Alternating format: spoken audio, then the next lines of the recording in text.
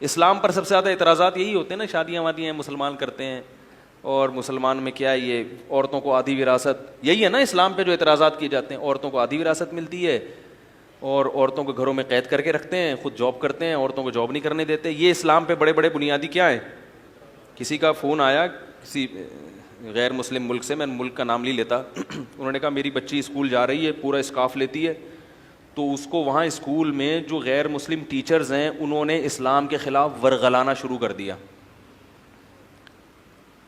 اب وہ بچی کا دماغ کیا ہو رہا ہے، خراب. ورغلانا ہوئی تم اسکارف کیوں لیتی ہو، مسلمان جو ہے نا مردوں کو تو چہرہ چھپانے کی وہ نہیں ہے، اور عورتیں اسکارف لیں، یہ تو عورتوں کو کیا کیا اسلام نے.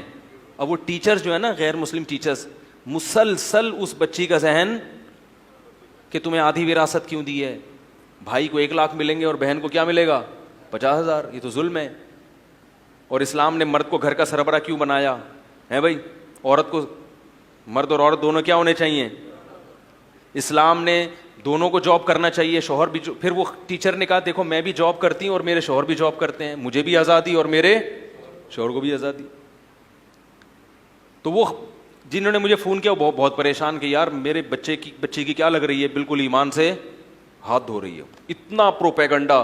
پھر یہ بھی کہا کہ تم لوگ کے ملکوں میں مردوں کو تو 4 شادیوں کی اجازت ہے، عورتوں کو اجازت نہیں ہے وراثت پہ. اور جو ایکویلٹی، یعنی وہ بار بار یہ کہ اسلام میں مرد اور عورت میں ایکویلٹی، ایکول کیوں نہیں ہے، برابر کیوں نہیں ہے.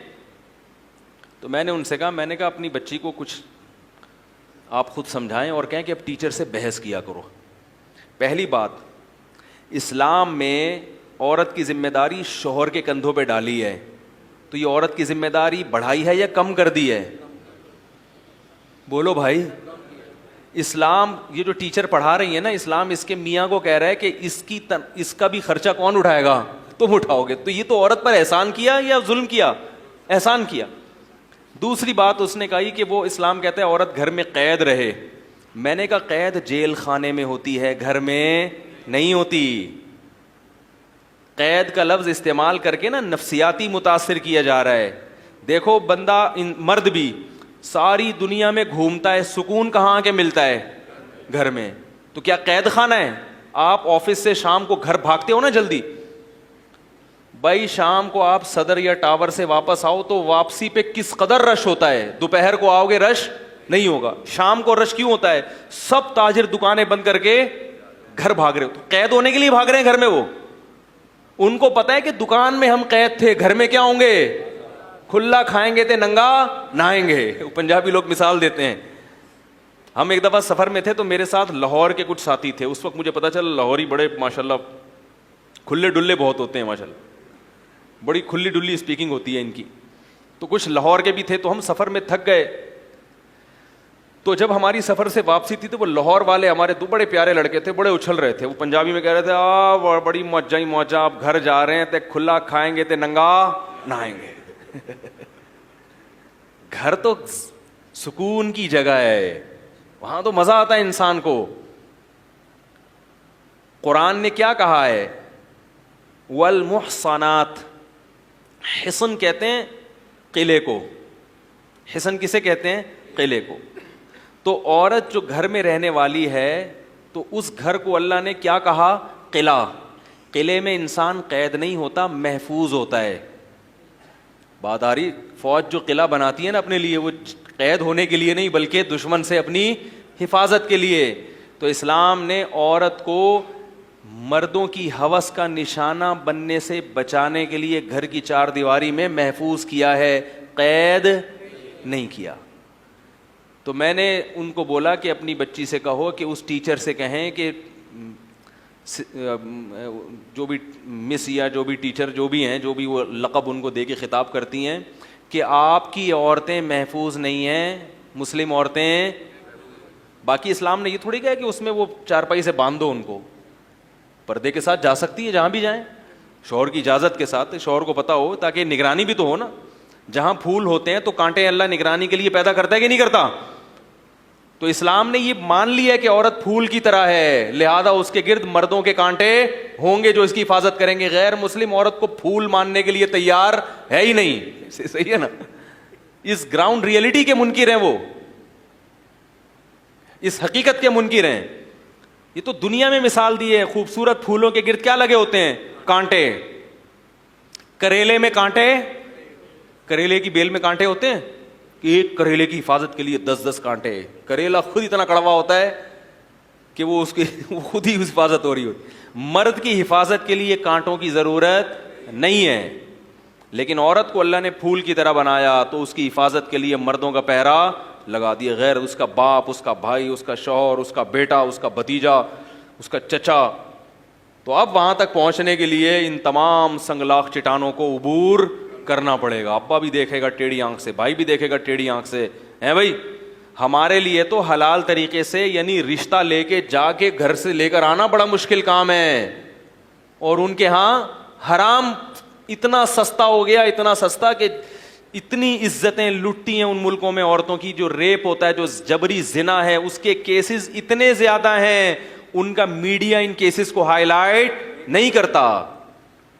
ہمارے ایک رشتے دار نے کسی غیر مسلم ملک کے بارے میں اپنی آنکھوں سے دیکھا. کہہ رہے ہیں میں نے ایک بچی دیکھی بالکل ینگ 15 سال کی، بہت خوبصورت، لیکن ذہنی توازن خراب تھا. ایکسٹرا آرڈینری وہ خوبصورت تھی. کہہ رہے ہیں وجہ کیا تھی؟ اس کے ساتھ خوبصورتی کی وجہ سے جبری زنا 15 سال کی عمر میں اتنی بار ہو چکا تھا کہ وہ ذہنی توازن کھو بیٹھی.